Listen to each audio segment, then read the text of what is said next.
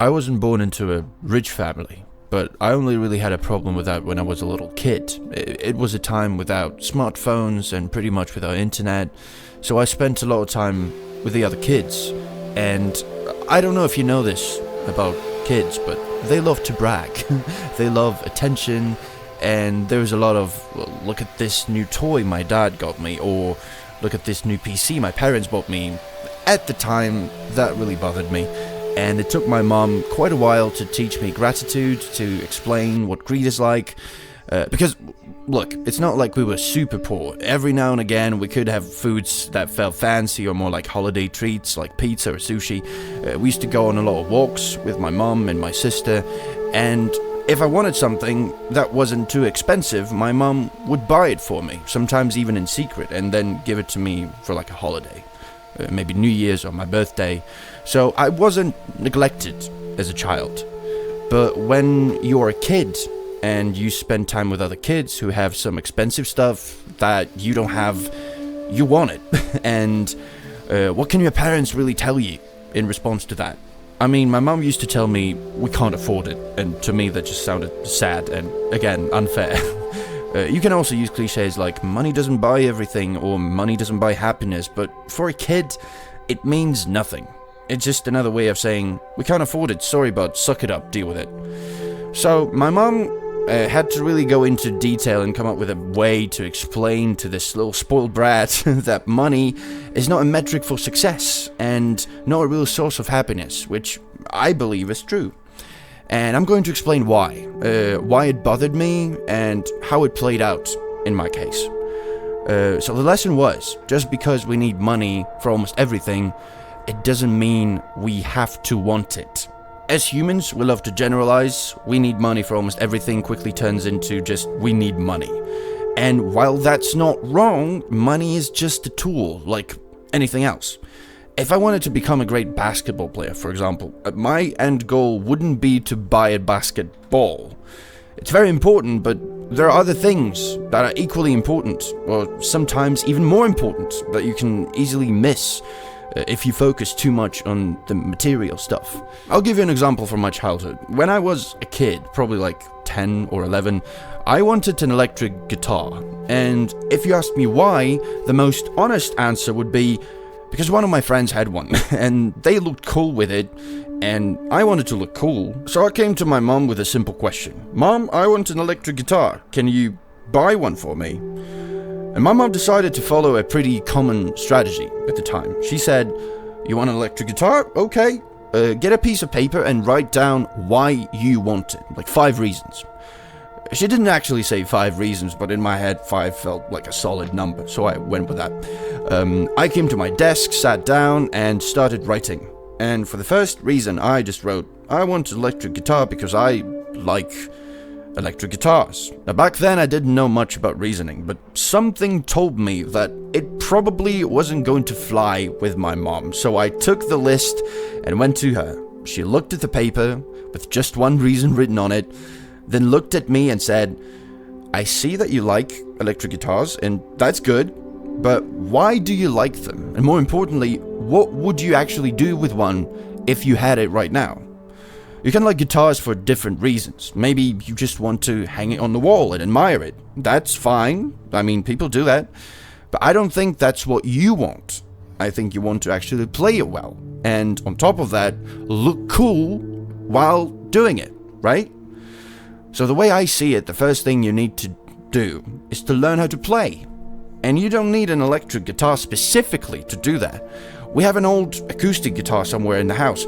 It's old, dusty, probably hasn't been used in years, but it could be a good start, and you can learn the basics on it. And then, after you learn the basics, we can come back to this question and see if you still want an electric guitar at that point. But that's not even the only thing you can do right now.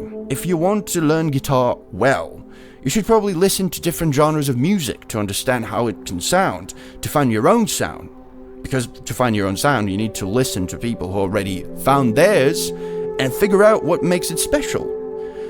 Now, of course, my mom didn't say exactly that, but that was the main idea. And it was really the first time it clicked for me that I was focusing on the wrong thing. If I actually wanted to play guitar well, there were already things I could do without spending any money. The acoustic guitar was already there. It didn't look great, it was dusty, rusty, and it didn't sound amazing, but I could learn the basics on it, and I didn't have to buy anything for that. And listening to music, that was even easier. My granddad was a big fan of old school rock. He had cassettes with like Queen, ZZ Top. Later I discovered bands like The Offspring, funk, Earth, Wind & Fire, so on, so on. So many different sounds you naturally want to explore if you're learning an instrument. And for me at that time, all of that was free. I didn't have to ask anyone for money. I could already start. Obviously, years later, I can confirm that I didn't learn how to play the guitar well, at least not at the level I wanted to. I just wanted to get a guitar and start playing right away, right now, without really taking into account the enormous amount of learning it would actually require. Situations like that, and yeah, the guitar wasn't the only one, taught me a lot about money. It can blind you and cloud your judgment, and if you start chasing it, you'll inevitably lose a part of yourself. Kind of like the golem in the ring. So I decided to live a different kind of life. You've probably heard that quote, find a job you love and you'll never work a day in your life. Yeah, I wanted something like that. On top of that, I'm a bit of a fatalist myself, so I thought I just needed to find a job that would make me happy and make people around me happy. I wanted to help people, and if I could do that, then I'd feel fulfilled and somehow I'd get rewarded for it. The universe would reward me in one way or another. Maybe it sounds a little naive or childish, but to me, it felt more important. And then you think, well, is it really fair that if I'm not focused on money, I can't really get basic things? Not a house, not even an apartment. Meanwhile, some people go from millionaires to billionaires, owning more houses than you can even imagine. And for a while, that made me almost resent money. Like, how can you focus on money when there's such massive inequality in society? When one person can have an endless number of houses while someone else has nothing. And now I'm 30 years old, and I've realized that while I was out there chasing my vocation, nothing really changed in the world. If anything, money just became harder and harder to get for people like me. And now I want a family of my own, and I understand that having a family requires money and stability, which is achieved through money. I should be someone who's able to provide, even if I'm not the only provider. But if I'm being honest, I am terrified. It feels almost impossible. I don't know how things ended up this way, but that's the reality I'm in. And I'm still going to try. I'm still going to do my best through fear, through doubt. I guess that's something I have to overcome. But my philosophy about money hasn't really changed. You don't need 4 cars. If you're a family of 3, I don't understand why you'd need more than 2 cars. Maybe that's just my poor mindset.